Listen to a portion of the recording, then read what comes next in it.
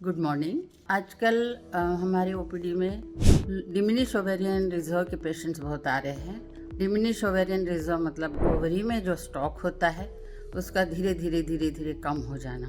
मैं doctor Vijaya Wakodkar, infertility specialist from Bhilai, आज diminish ovarian reserve पे डिस्कशन करने आ रही हूँ। सबसे पहले ये समझना चाहिए कि डिमिनिश ओवेरियन रिजर्व नेचुरली कब होता है। ये जनरली मेनोपॉज के आसपास होता है। जैसे जैसे मेनोपॉज पास में आता है ओवरी का रिजर्व ख़त्म होते जाता है। और पहले के ज़माने में शादियाँ जल्दी होती थी, बच्चे जल्दी होते थे, तो ओवेरियन रिजर्व का इतना इशू आता नहीं था। पर आज के ज़माने में लड़कियों की शादी लेट होती है, 30 के आसपास या 30 के बाद भी कुछ लोग शादी करते हैं, उसके बाद सेटल होना चाहते हैं और जल्दी बच्चा नहीं चाहते। उसके कारण ओवरी का रिजर्व कम होता है।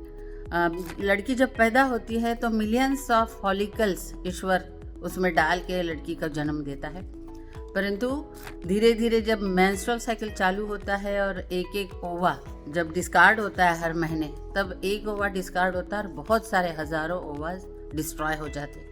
ऐसा करते करते अपना ओवरी का स्टॉक लाइक बैंक बैलेंस वो कम होता है, धीरे धीरे खर्चा हो जाता है। और जब हमारी एज नीचे आ जाती है, जैसे जैसे एज बढ़ती है वैसे वैसे ओवरी का रिजर्व कम होता है। इसके तरफ थोड़ा ज़्यादा ध्यान देना चाहिए, क्योंकि बच्चा या प्रेगनेंसी अचीव करने के लिए फीमेल पार्टनर्स में फॉलिकल एंड ओवा इज़ वेरी इम्पॉर्टेंट। अगर उसका ही स्टॉक ख़त्म हो रहा है और क्वालिटी और क्वांटिटी दोनों ख़त्म हो रही है, तो इस एज में प्रेगनेंसी अचीव करना बहुत मुश्किल है। तो अभी हम देखेंगे कि ये इसके कारण क्या है। वैसे देखो तो सबसे अच्छा ओवेरियन स्टॉक रहता है around 18 to 24 age of girl.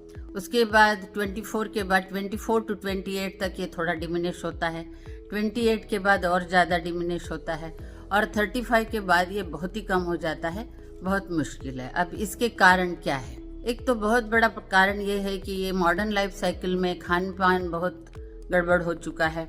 Junk food ज़्यादा खाते हैं, पॉल्यूशन बहुत है, ग्लोबल वार्मिंग का इशू है, इसमें जेनेटिक फैक्टर्स भी आते हैं। और अगर लड़की के माँ को अगर अर्ली मेनोपॉज हुआ है तो इस लड़की को भी अर्ली मेनोपॉज होने के चांसेस है, तो उसमें भी होता है। फिर किसी को बचपन में कुछ कैंसर हुआ है अर्ली एज में, उसकी कीमोथेरेपी ली है, उसके कारण भी ओवेरियन रिजर्व कम हो जाता है। एंडोमेट्रोसिस है इसका एक कारण, उसके ट्रीटमेंट के कारण ओवेरियन टिश्यू काफ़ी डैमेज हो जाता है, उसके वजह से भी ये होता है। इसके इन्वेस्टिगेशन और इसको डायग्नोसिस कैसे किया जाए? First point is history taking. हम लोग पहले अच्छे से डिटेल में पूछताछ करेंगे कि आपकी शादी के बाद आपने कितने समय तक बच्चा नहीं चाहा, या उसके लिए कुछ फैमिली प्लानिंग के कुछ साधन यूज़ किए क्या, वो एक देखना पड़ेगा। कुछ हार्मोन्स लिए हैं क्या फैमिली प्लानिंग के। दूसरी बात, उनको डे 2 को बुला के मेंसेस के डे 2 को फॉलिकल स्टिमुलेटिंग हार्मोन करके एक टेस्ट होता है, वो अगर 8 से ज़्यादा है तो वो एक इंडिकेशन होता है कि ओवेरियन स्टॉक डिमिनिश हुआ है। देन दूसरा AMH एक टेस्ट है, एंटी मुलेरियन हार्मोन। इसको किसी भी दिन कर सकते हैं, इसको ज़रूरी नहीं कि डे 2 को भी करना है। तो इसका भी एक होता है कि 0.5 या 1 से 0.5 तक ओके माना जाता है। उससे अगर नीचे है तो वो डिमिनिश ओवेरियन रिजर्व का एक इंडिकेशन बनता है। तीसरी बहुत अच्छी इन्वेस्टिगेशन है सोनोग्राफी, डॉपलर एंड सोनोग्राफी। उसमें दोनों ओवरी के अंडकोश को देखा जाता है और उसमें कितने छोटे छोटे फॉलिकल्स है ये देखे जाते हैं।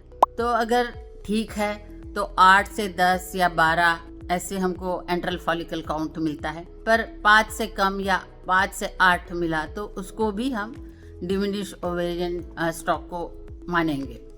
तो ये 3-4 पॉइंट है जिसको डॉक्टर के पास जाके अपनी ओवरी का रिजर्व कम है कि ठीक है, ये सबसे पहले डायग्नोसिस करना चाहिए। आजकल लड़कियां स्मोकिंग, ड्रिंकिंग चोरी से करती है, किसी को पता नहीं चलता क्योंकि मॉडर्न लाइफ है, वो भी एक इसका एक कारण होता है। तो वो सब बंद करना चाहिए और जल्दी से एक फर्स्ट इशू के लिए ट्राई करना चाहिए। नाउ इसका मैनेजमेंट में सबसे पहले लाइफस्टाइल चेंजेस मैंने बताया, खान पान, नो स्मोकिंग, नो ड्रिंकिंग, अच्छी स्लीप लेना, हाई प्रोटीन डाइट, लो कार्बोहाइड्रेट डाइट, ये सब ऑलरेडी मैंने डिस्कस किया है पहले वीडियो में भी। फिर इसके कुछ मेडिसिन आते हैं, DHEAS करके ट्राई किया है लोगों ने, उसके रिजल्ट्स इतने अच्छे नहीं आए। लो टेस्टोस्टेरॉन भी ट्राई किया है, वो भी देखा है। आर्जिनिन करके एक प्रोडक्ट है जिसमें essential amino acids, minerals, vitamins, ये सप्लीमेंट होता है। CoQ एंजाइम, ये भी इस ओवेरियन डिवीनेस पेशेंट के लिए कारगर साबित हो सकता है। स्ट्रेस कम करना, stress buster is very important, वो भी करना है। ओबेस पेशेंट है तो वेट कम करना है, BMI ज़्यादा है, ओबेसिटी है, वो भी इसमें कंट्रीब्यूट करता है, उसको कम करना। या एकदम वेरी थिन पेशेंट है, बहुत ही दुबली पतली, आजकल जो 0 फिगर चल रहा है, वो भी इसके लिए ठीक नहीं, उनको भी वेट गेन करने की सलाह देंगे। अच्छे से खान पान करके वस्कुलरिटी एंड मस्कुलरिटी दोनों बढ़ना चाहिए। ओवरीज को, यूट्रस को अच्छे से ब्लड सर्कुलेशन मिलता है तो वो अच्छे से काम करने लगते हैं, ये भी एक बात है।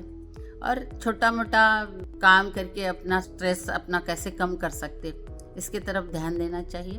और इसके ट्रीटमेंट में लास्ट में अगर ये डायग्नोस होता है कि इनके अंडे बनना मुश्किल है या बहुत कम बनते हैं, तो उसका ट्रीटमेंट है एम्ब्रियो बैंकिंग। इस महिलाओं को 1 या 2 बार गोनाडोट्रोफिन्स ज़्यादा देके, ग्रोथ हार्मोन देके, इनके एग्स बना के हर बार 2 या 3 या 4 जो भी एग्स मिलते हैं उसको एम्ब्रियो बना के बैंक करके रख देना, एंड 1 टाइम फिर इनका एम्ब्रियो ट्रांसफ़र कर सकते हैं।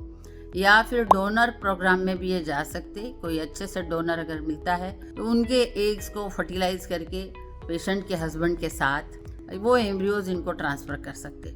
इस तरह से कुछ न कुछ तो ट्रीटमेंट इनका हो सकता है। और ऐसे महिलाओं ने जिनका ये ओवेरियन डिमिनिश रिजर्व आता है, उन्होंने जल्दी से जल्दी अपने नियर कंसल्टेंट के पास जाके अपना ट्रीटमेंट करना चाहिए। धन्यवाद। आशा करती हूँ कि मेरे आज के इस डिस्कशन से आपको ज़रूर फ़ायदा हुआ होगा। अगर कुछ आपको क्वेरीज है या क्वेश्चंस है तो आप मुझे डायरेक्टली फ़ोन कर सकते हैं। Thank you.